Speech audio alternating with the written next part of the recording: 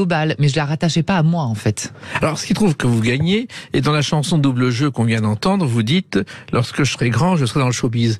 C'était pas votre rêve? Franchement, non. Voilà. C'était 6 zones différentes dans ce pays. Et je vais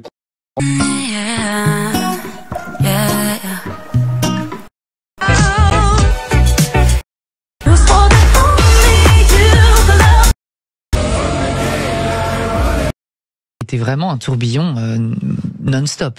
Et il y a eu le Victoire de la musique, et il y a eu les Energy Music Awards dans la foulée.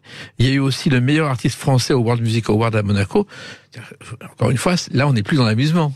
Non, on n'est vraiment plus dans l'amusement. C'était concret. Les choses étaient extrêmement concrètes. Et en même temps, c'est une période où j'ai tellement été happée par tout ce qui m'arrivait que je n'ai pas du tout réalisé. Vous voyez, pour être très honnête avec vous, moi, j'avais aucune idée de combien de disques on vendait et tout. Et je me rappelle que quand on m'a remis le disque de diamant d'Inventaire, donc il y avait Double Jeu, Jacques dit, on me dit, tu te rends compte, c'est 1 million de ventes. Et moi, ma réaction était de dire, mais enfin, c'est même pas le nombre d'habitants de la ville de Paris. C'est pas non plus exceptionnel.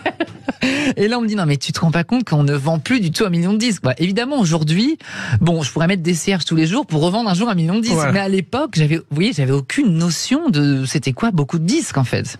Non, mais les World Music Awards à Monaco, c'est très prestigieux. Vous savez qu'une fois, on a fait un Millennium Award qui a été décerné à l'artiste qui a vendu le plus grand nombre d'albums de tous les temps.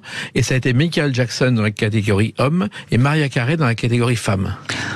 Écoutez, si jamais je peux avoir dans la même catégorie dans 20 ans, ça peut être pas mal. Non, mais c'est vrai que c'est prestigieux. Donc pour le coup, c'est très prestigieux. Et vous avez commencé les tournées, ce que vous n'imaginiez pas aussi, Christophe Willem. Du tout. Alors ça a été vraiment la vraie récompense. Enfin, pour moi, c'est vraiment ça, ce métier. C'est la rencontre avec le public. C'est-à-dire que La Nouvelle Star, c'était un programme à la télé qui a permis de me faire connaître.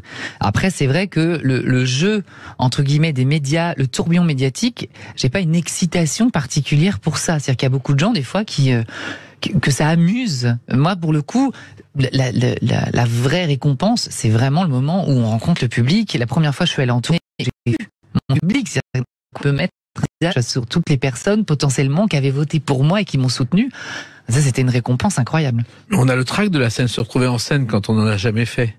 Alors, il y a le trac et en même temps...